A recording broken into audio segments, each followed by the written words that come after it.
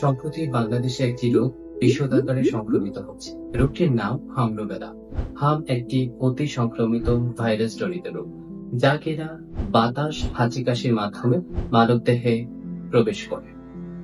হাম এর মাধ্যমে সংক্রমিত হয়ে ইতোমধ্যে 38 জন শিশু মৃত্যুবরণ করেছেন। আক্রান্তের সংখ্যা প্রায় 3 শতাধিক।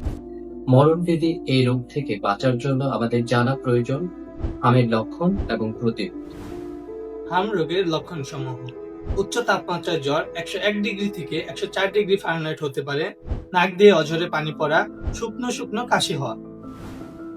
হাম রোগের লক্ষণগুলোর মধ্যে আরো রয়েছে চোখ লাল হওয়া এবং চোখ থেকে পানি পড়া, মুখের ভিতরে সাদা সাদা দাগ হওয়া, 3 থেকে 5 দিনের মধ্যে সারা শরীরে লালচে ফুসকুড়ি আকার ধারণ করা, প্রথমে এটা মুখে এবং পরে তা সারা শরীরে ছড়িয়ে যাওয়া, সময়ের সাথে সাথে দুর্বলতা সৃষ্টি হওয়া এবং খাবারের রুচি কমে যাওয়া।